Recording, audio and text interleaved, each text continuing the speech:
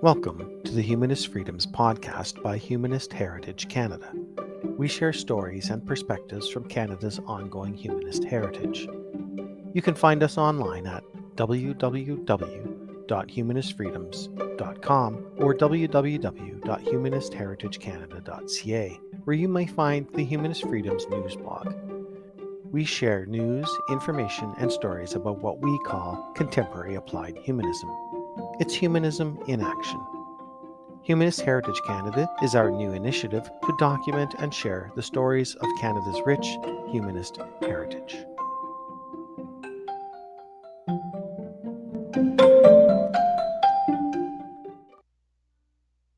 Three, a moment of truth. The function of poetry in the age of science. What could be more appropriate than to start an inquiry into the function of poetry at an Imagine No God conference with a quote from the Romantic poet Percy B. Shelley, who, as a student, was expelled from Oxford for writing and publishing a pamphlet entitled The Necessity of Atheism in 1811. As an adult, he married Mary Wollstonecraft, whose mother authored what is perhaps the first feminist manifesto in the world, a vindication of the rights of women, in 1792. On these two counts alone, Shelley would feel quite comfortable among us humanists today.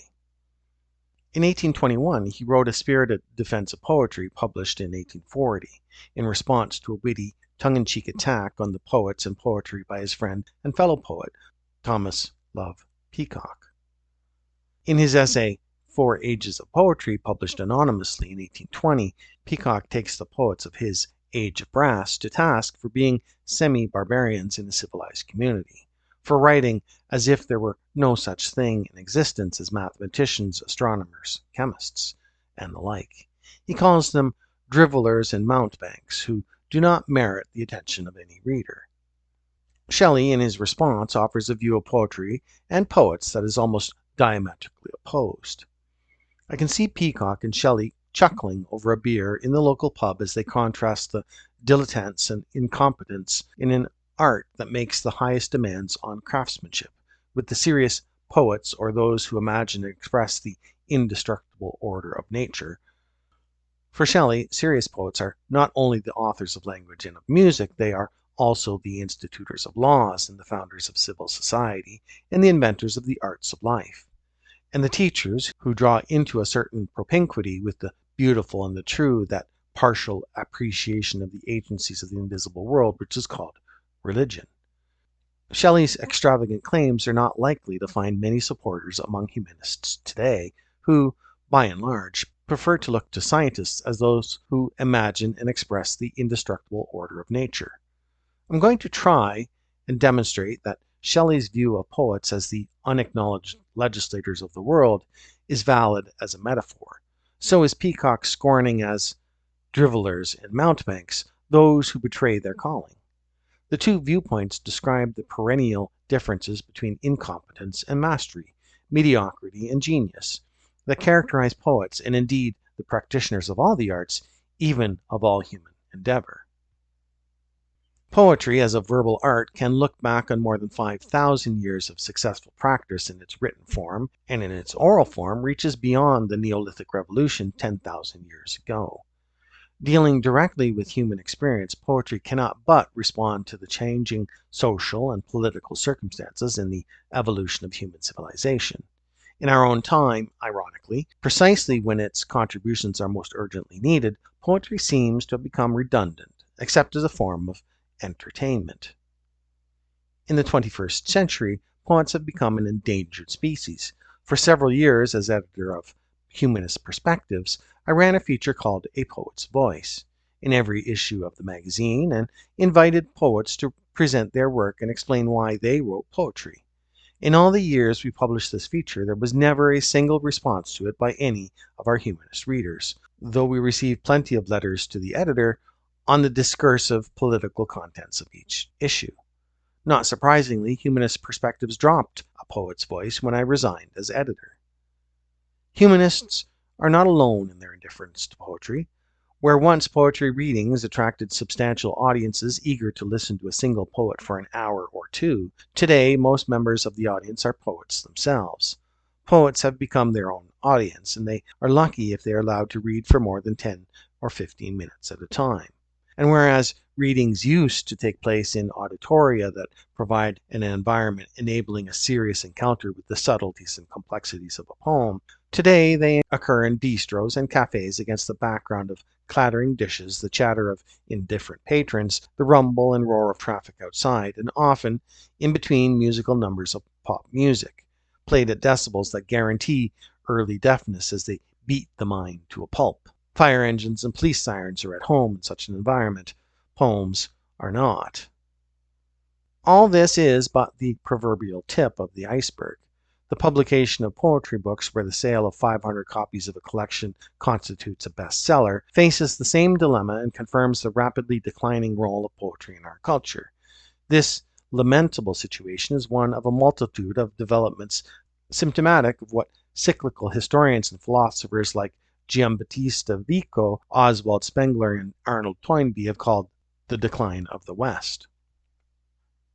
To see history as a cyclical process is merely the acknowledgement that as complex interactive systems, civilizations are organic entities that are born and must eventually die.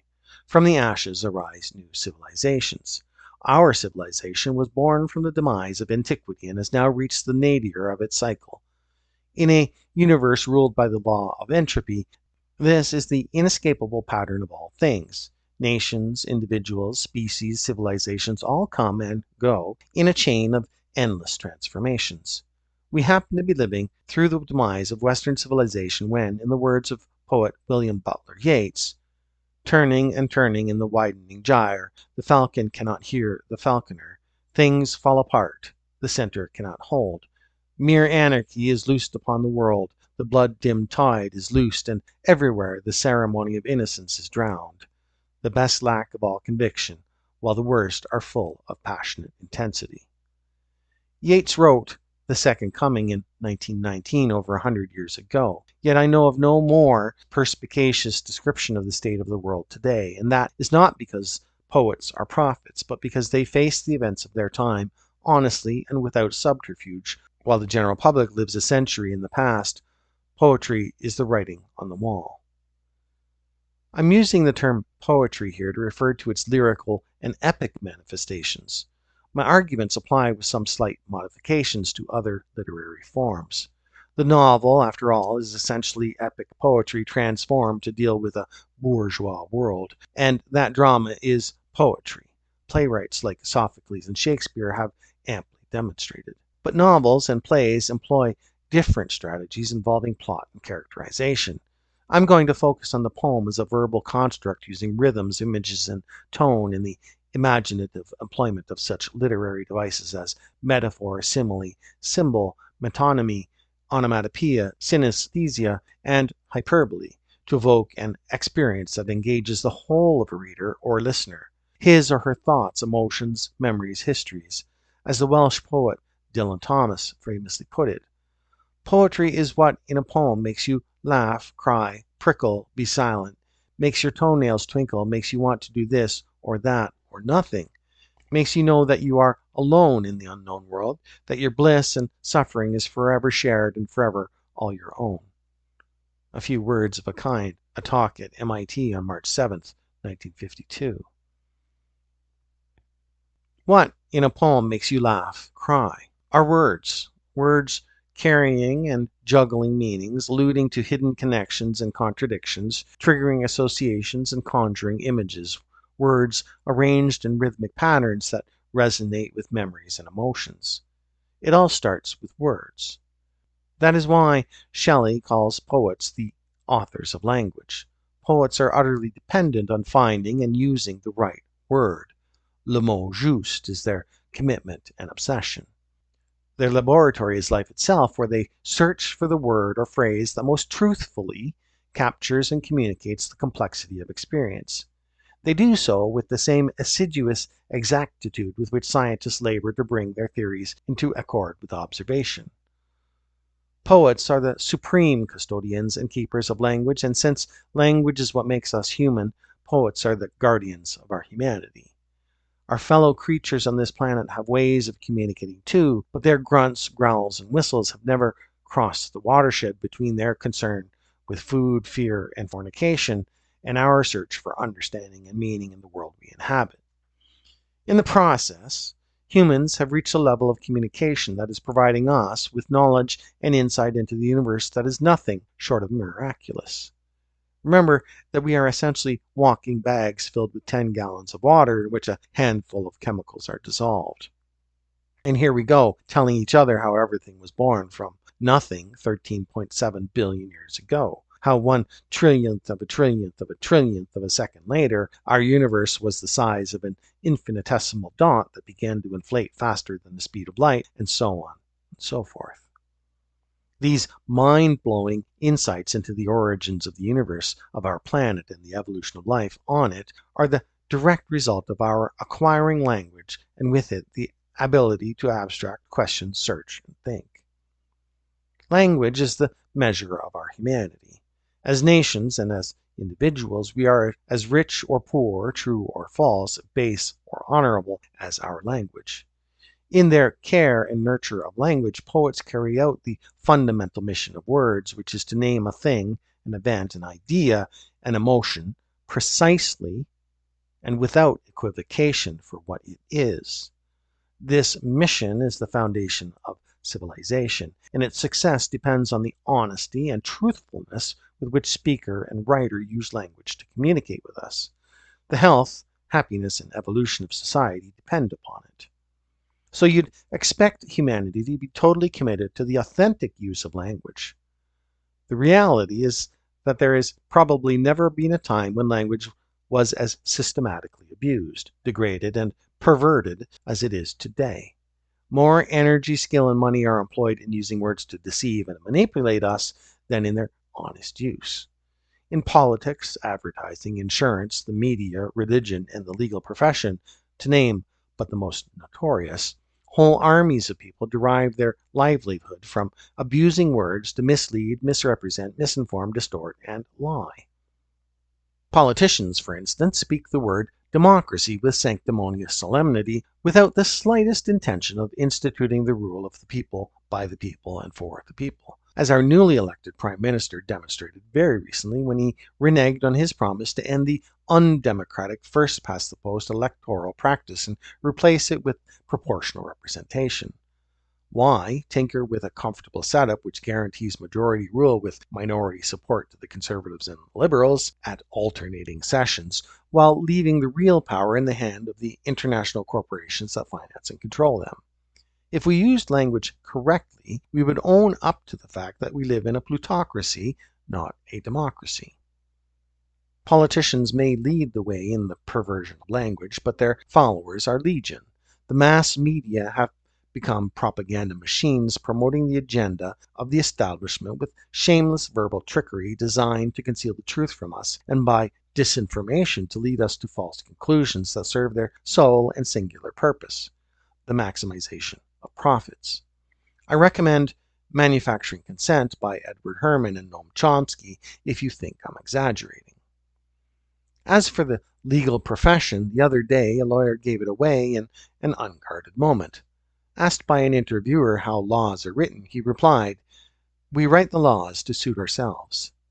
That's why laws are written in language so convoluted and verbose that even educated members of the public must call upon a professional to understand and exercise their legal and human rights. And that suits the experts because it justifies a fee, and justice is dispensed accordingly. If you can afford the appropriately large fee, you can hire a team of lawyers skilled at manipulating witnesses and twisting the letter of the law until it comes to mean something other than what it was intended to mean. So the guilty walk free, and you have replaced the rule of law by the rule of lawyers. I dare say most lawyers, journalists, and politicians are honorable women and men, but they are not usually in positions of power. Nowhere is there more evident than in the issues surrounding climate change. Massive disinformation about it has been spread for decades by the media, by politicians, by the PR spin doctors in oil companies and car manufacturers, even by some scientists. The fruit of this perversion of language are the disasters climate change has now begun to visit upon us. We haven't talked yet about the digital media and their negative effects on the use of language, nor about the absurd verbal sophistries of religions determined to perpetuate their version of mental infantilism, nor the creeping language fascism implicit in political correctness, nor the systematic militarization of our society by elevating our men and women in uniform to the status of heroes. The recent charade about Vimy Ridge is a perfect example of the abuse of language to manipulate public opinion. Soldiers are trained killers.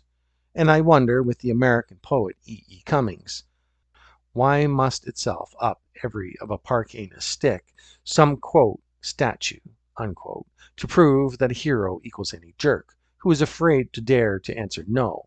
Quote, citizens unquote might otherwise forget that if the quote state unquote says kill, killing is an act of Christian love. That's from Why Must Itself, 1923. The corruption of language goes hand in hand with the corrosion of trust, and trust is the foundation of civil society. Without it, society collapses into a maelstrom of mendacities, falsehoods, and fabrications. By insisting on using language honestly, concretely, correctly, and truthfully, poets become the mainstay of civilization, and that goes a long way towards justifying Shelley's claim that poets are the unacknowledged legislators of the world. Besides employing the right word, there is the manner in which the poets use language. The how is as important as the what of speaking when it comes to poetry. Let me give you an example. Here, the poet W. H. Auden telling us about someone taking a stroll one evening in the city of London, England.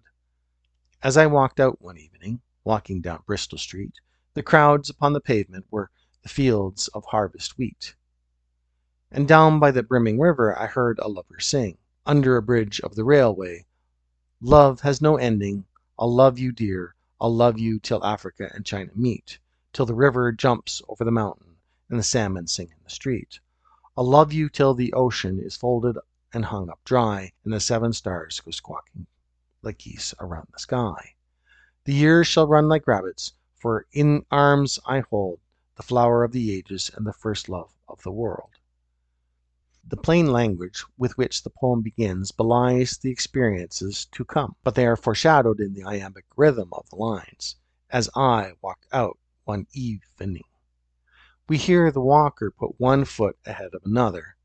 Then the startling metaphor of the crowds in the streets as fields of harvest wheat, because we know people are not wheat. The metaphor catapults us into the mind of the person walking down Bristol Street.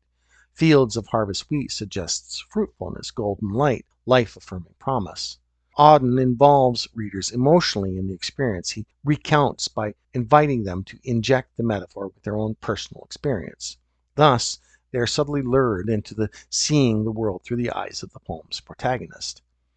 That's how they come upon the lovers, perhaps exchanging caresses in the shadow of the railway bridge.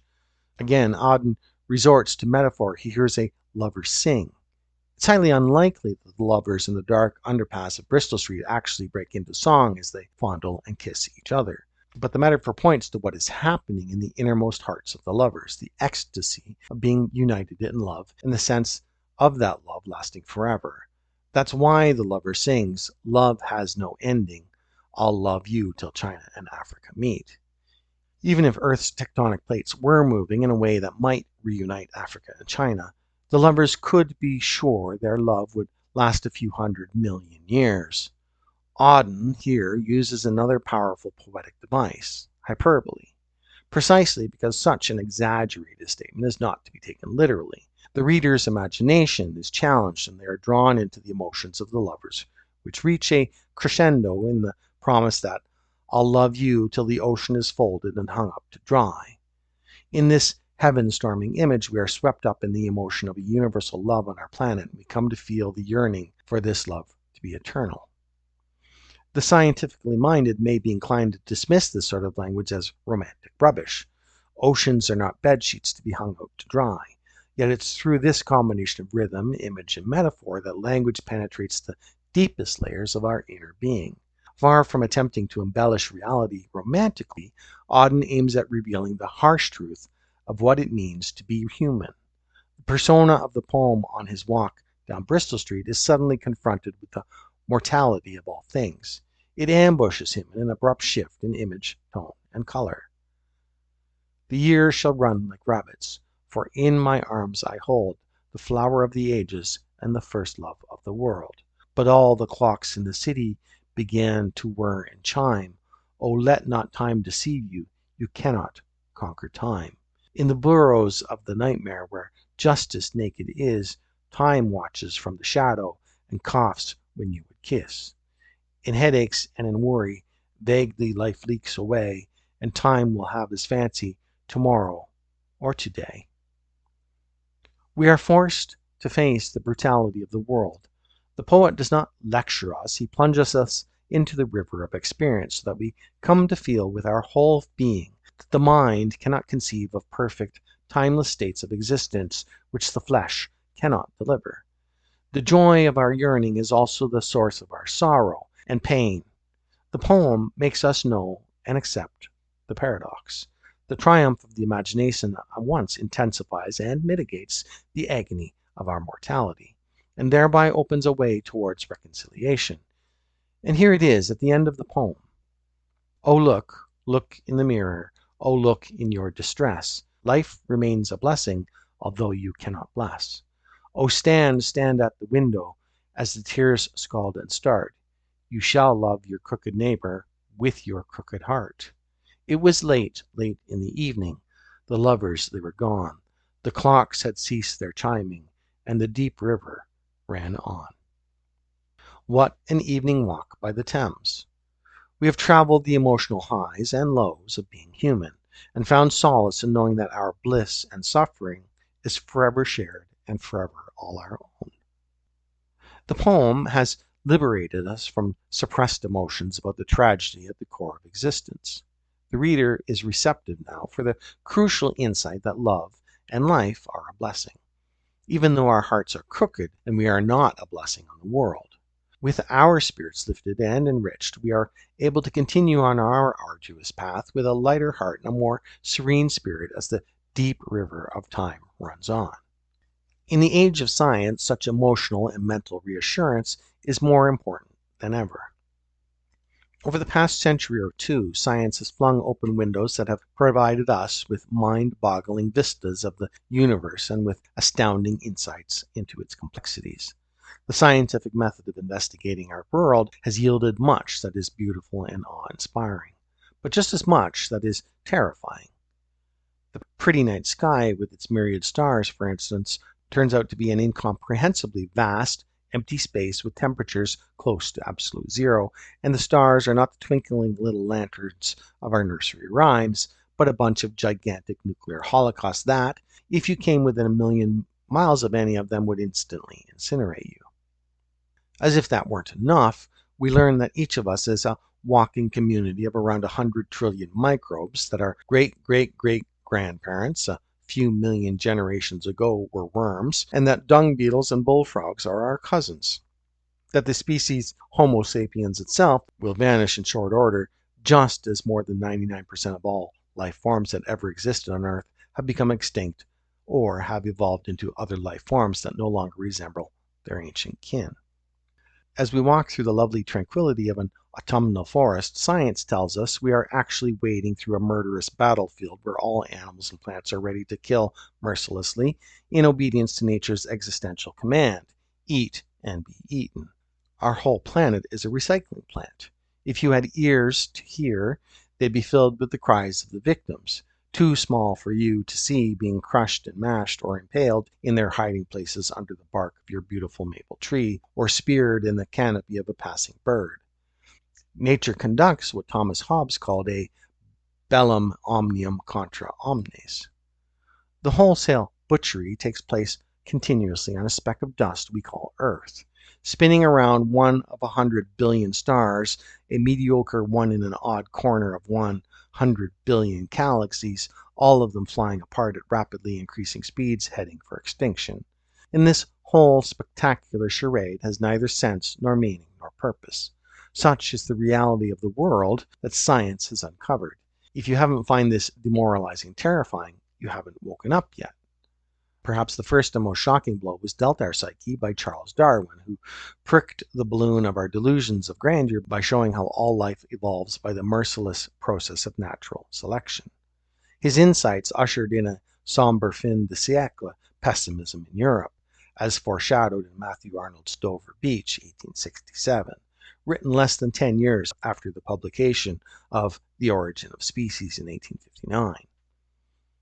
Ah, love, let us be true to one another, for the world, which seems to lie before us like a land of dreams, so various, so beautiful, so new, hath really neither joy, nor love, nor light, nor certitude, nor peace, nor help for pain. And we are here as on a darkling plain, swept with confused alarms of struggle and flight, where ignorant armies clash by night. Since then, relativity and quantum mechanics have further dehumanized the world we live in.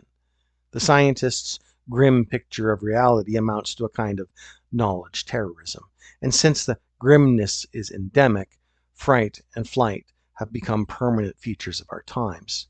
Charlatans and swindlers, obsessed with the pursuit of power and money, take advantage of it, while ordinary people live in permanent fear of nuclear war and environmental catastrophes, to say nothing of earthquakes, volcanoes, and asteroids. Since neither the individual life nor the universe have any meaning, people no longer know who they are or what they should do. Our educational institutions are at sixes and sevens about what to prepare young people for. A growing number, especially of young people, resort to drugs to escape reality. A whole industry of escapism has grown up that engulfs us all. 24-hour TV theatrics and hype, hysterical onlooker sport events, mindless global tourism. Everyone is running away from the truth. The final escape is suicide, and suicide rates are rising steadily. But painful and tragic contradictions will always be part of our short journey here on Earth, and there is no getting away from them. Space travel and immigration to planet Mars won't solve our problems. Our despair will be waiting to welcome us as we touch down at the landing site. Science makes us aware of our irrelevance to the universe and thereby contributes to our dilemma. It operates analytically and rationally, whereas human beings live and think emotionally.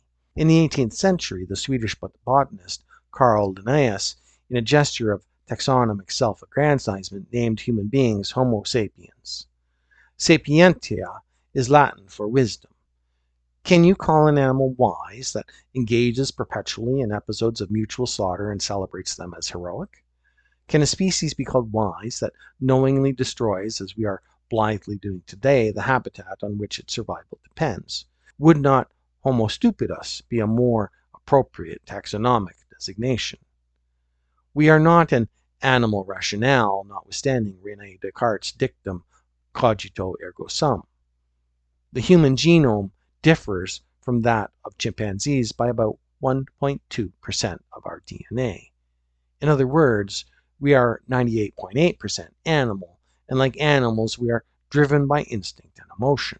We rationalize what we do after the fact. At best, we are an animal emotional. Our adrenaline system, which catapults us into instant postures of defense and aggression when faced with concrete threat, remains inert to rational arguments and threats of catastrophes projected to overwhelm us in the future. Only when the inhabitants of the world's cities are wading in water above their hips will the adrenaline response be triggered in the citizenry, and then it'll be too late to arrest climate change. So what is to be done? Well, political practices have to become truly democratic, economic systems fair and equitable, and the barbarous pursuit of money has to be replaced by values befitting a cultured, civilized society. How do we achieve that?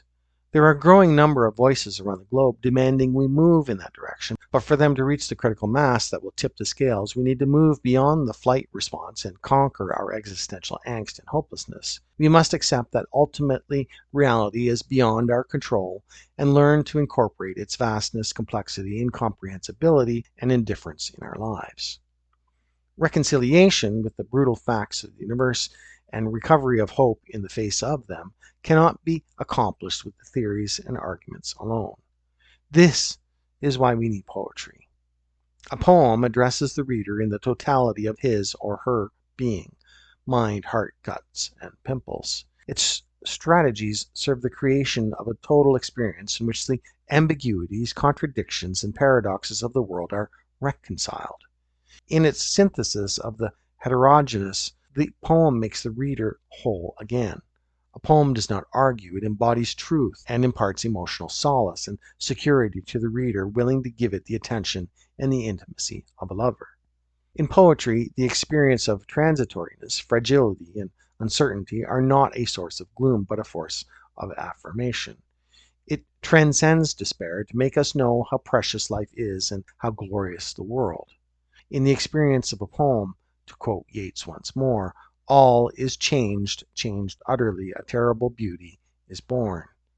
Easter, 1916. It is similar to a near-death experience from which people often emerge with a heightened sense of the joys and splendors of existence. In this holistic state, the mind can find new meaning in life, bringing reason into harmony with our sensations and emotions. Poetry cannot save humanity. For one thing, not all poems embody the complex truth of human existence. For another, music and painting too address us as primarily emotional beings. All the arts offer us the experience of a world both glorious and sorrowful, meaningless and fulfilling. But poetry includes what is most human about us, language that is honed to clarity and integrity. A society that neglects and degrades poetry will inevitably plunge into a state of chaos and despair because the irresolvable contradictions of the world will overwhelm its people. Once upon a time, religion enabled people to endure and be reconciled to the miseries of life. It did so by engaging the arts and promoting its dogma. Imagine a family of illiterate peasants in the Middle Ages leaving their gloomy and stinking straw-thatched cottage, often shared with cows and pigs, to attend church on a Sunday morning. Titanic Gothic architecture raised their eyes to heaven. Burning candles and intoxicating incense filled a vast, mysterious space, illumined by stained glass windows and adorned with colorful paintings and icons. Then the reading of scripture, the singing of hymns, and the participation in various rituals shared by the community of their neighbors. All this conveyed a sense of the sacred and raised their spirits from the sufferings of their daily lives to the knowledge of a greater glory.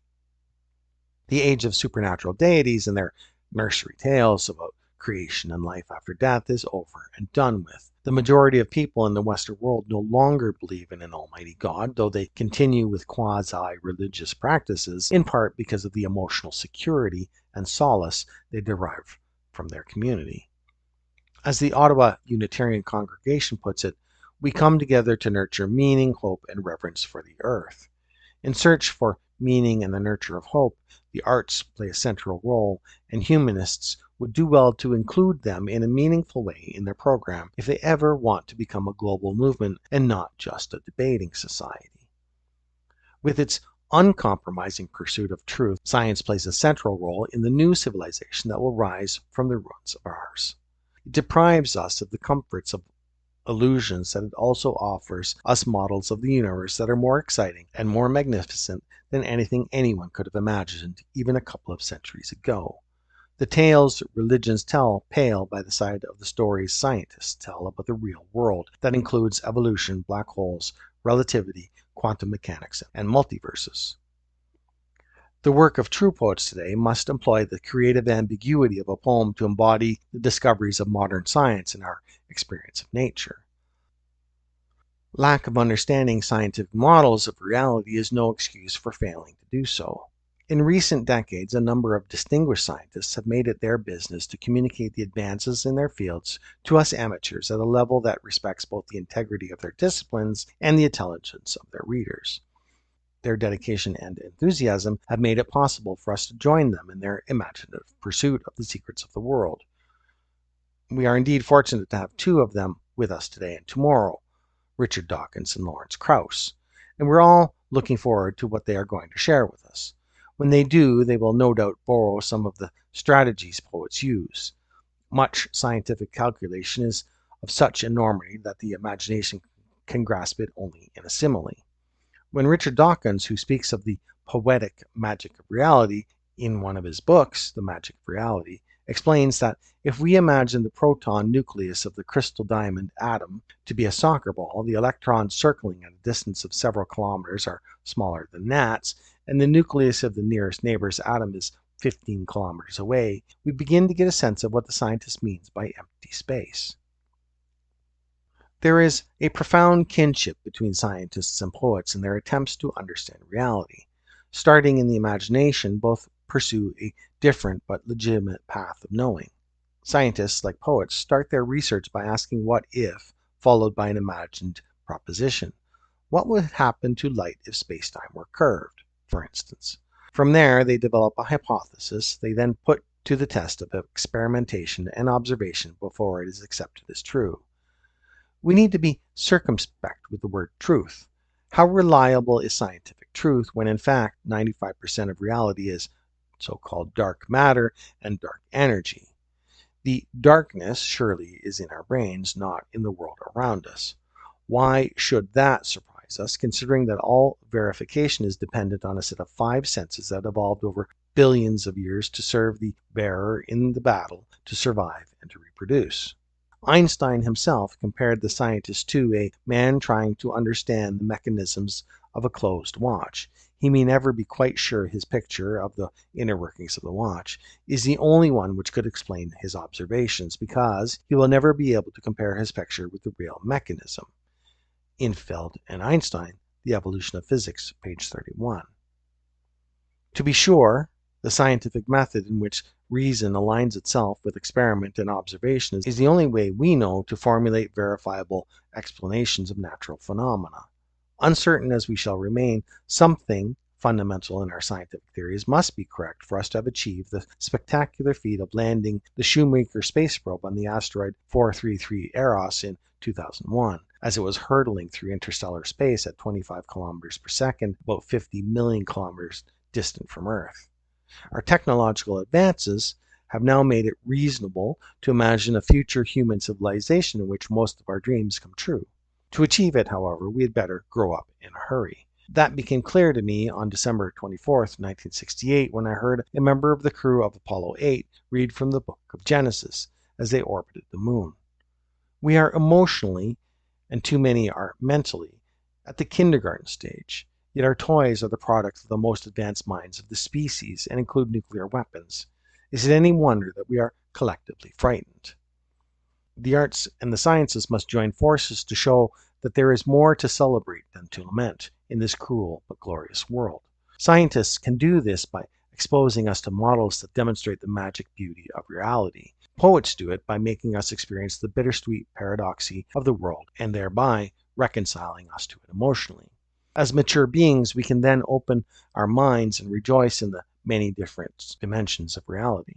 We may even derive a meaning for human existence from the explorations of scientists and poets, and come to see life as a journey of the mind in pursuit of comprehension and compassion. That exciting journey may never end because we may never get to know the truth. For that, we may need a mutation of our brains that would provide us with a couple of extra senses by which to perceive and examine dimensions of the universe we can now only speculate about. Such an evolutionary advance might take 100 million years, more or less. In the meantime, we may as well do the best with what we have. Use words to point to what cannot be said. A true poem takes the reader to the edge of what language can say, points silently at the dark center of the mystery at the heart of all that exists, and creates a moment of truth from which we emerge with a heightened sense of the joys and splendors of existence. This is what I understand Shelley to be saying when he calls upon poets to draw into a certain propinquity the beautiful and the true, the partial apprehension of the agencies of the invisible world. Let me illustrate the poem with a poem from my poetry book, Fugitive Horizons, which, according to the blurb on the back cover, takes the reader on a mind-blowing journey across the known micro and macrocosm to the extreme outer edges of space-time. Something to talk about. I've been telling you for over 400 years the stars don't turn around you, they turn you around. And still you're giving every day the lie, calling dawn, sunrise, and nightfall sunset.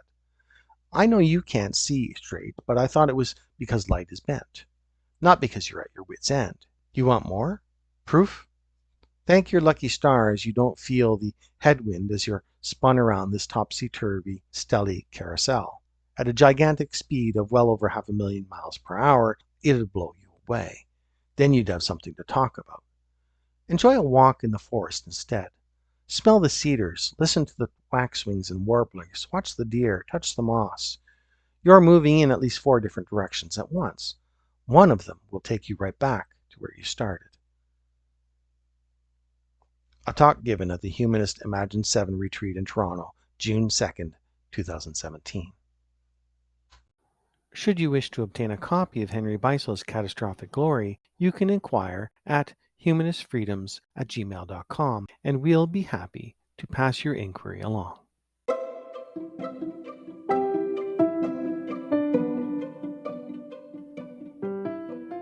Thank you for taking time to visit the Humanist Freedoms podcast. We hope you enjoyed listening as much as we enjoyed putting the show together. If you liked this or any episode of the podcast, please consider subscribing or leaving a review wherever you listen to podcasts.